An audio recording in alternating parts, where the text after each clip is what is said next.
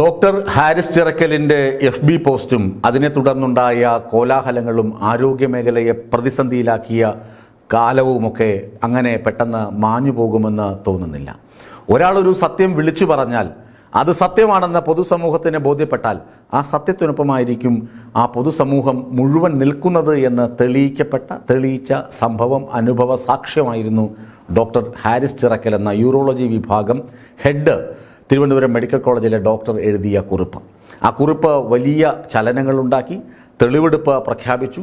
തെളിവെടുക്കാൻ വന്ന ഡോക്ടർമാർ തെളിവിൻ്റെ റിപ്പോർട്ട് സമർപ്പിച്ചു. ആ റിപ്പോർട്ട് കിട്ടിയ ഉടനെ ആദ്യം ഹാരിസിനെ സംരക്ഷിക്കാൻ തയ്യാറെടുത്തിരുന്ന ആളുകൾ പോലും കൈമലർത്തി. കാരണം എന്താണ്?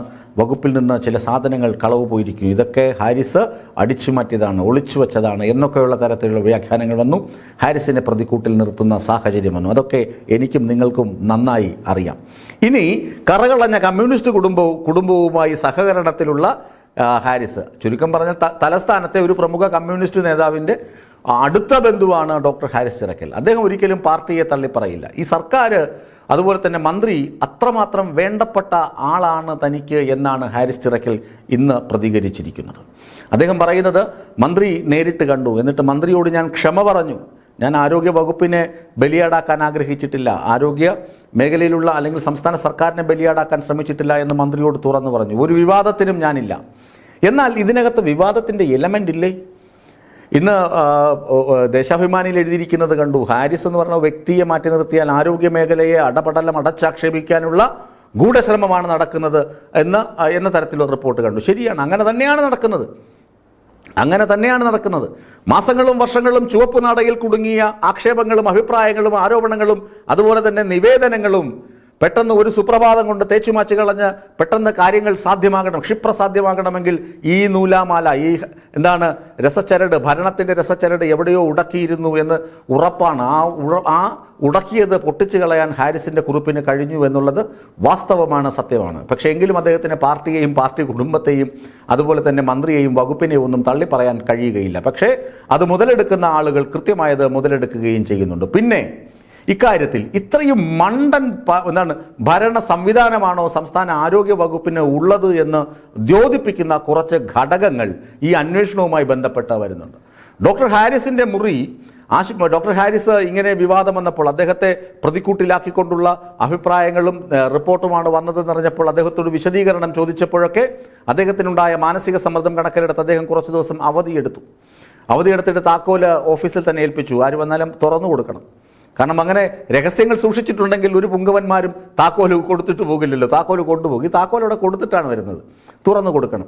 അങ്ങനെ അവിടെ ആശുപത്രി സൂപ്രണ്ടും പിന്നെ പ്രിൻസിപ്പളും ഒക്കെ കയറി പരിശോധിച്ചിട്ട് ചില ബില്ലുകൾ കണ്ടപ്പോൾ പറഞ്ഞു, ഇത് സംഗതി എന്താണ്? ഡോക്ടർ ഹാരിസ് ഇവിടെ നിന്ന് സംഗതി അടിച്ചു മാറ്റി, എന്നിട്ട് പുതിയ സാധനം വാങ്ങി വെച്ചതിൻ്റെ ബില്ലാണിത്. അതുകൊണ്ട് അന്വേഷണത്തിൽ നിന്ന് രക്ഷപ്പെടാൻ, കള്ളൻ എന്ന വിളിപ്പേരിൽ നിന്ന് മോചിതനാകാൻ ഡോക്ടർ ഹാരിസ് കൃത്രിമത്വം കാണിച്ചിരിക്കുന്നു എന്നൊക്കെ പറഞ്ഞിട്ട് ഈ അളിയന്മാർ രണ്ടുപേരും ചെന്ന് വാർത്താ സമ്മേളനം.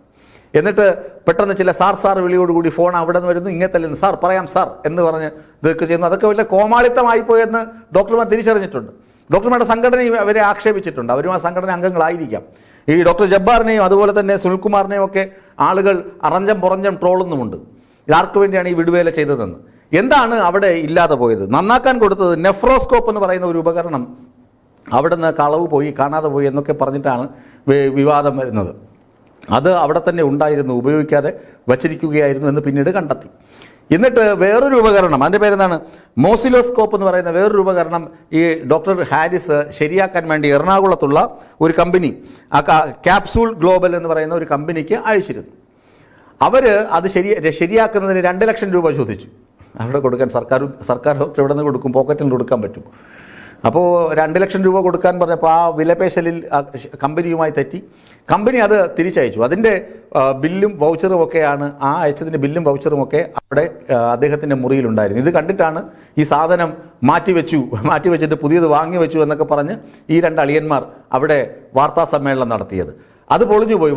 ഒരു സാധനം കണ്ടാൽ ആശുപത്രിയിൽ ഉപയോഗിക്കുന്ന, യൂറോളജി വിഭാഗത്തിൽ ഉപയോഗിക്കുന്ന ഒരു ഉപകരണം കണ്ടാൽ തിരിച്ചറിയാൻ മാത്രം കോമൺ സെൻസ് ഇല്ലാത്ത ആളുകളെയാണോ ഇങ്ങനെ തലപ്പത്ത് വച്ചിരിക്കുന്നതെന്ന് അടി കിട്ടാൻ പാകത്തിന് സർക്കാർ പോയി കുനിഞ്ഞ് നിൽക്കുകയും ചെയ്തു, ആരോഗ്യവകുപ്പ്. അങ്ങനെ പുറകിന് പൃഷ്ഠത്തിന് അടിയും കിട്ടി എന്ന് പറയാതിരിക്കാൻ നിവർത്തിയില്ല. ഏതായാലും ഡോക്ടർ ഹാരിസ് വിനയാന്വിതനായി, വിനയ പരവശനായി ആരോഗ്യമന്ത്രിയോട് മാപ്പ് അപേക്ഷിച്ചിട്ടുണ്ട്. മന്ത്രി ഇനി മാപ്പ് സ്വീകരിക്കുമോ, മാപ്പല്ല കോപ്പെന്ന് പറഞ്ഞ് വേറെ ഏതെങ്കിലും റിപ്പോർട്ട് തേടുമോ എന്നൊക്കെ ഇനി കാത്തിരുന്ന് കാണാം.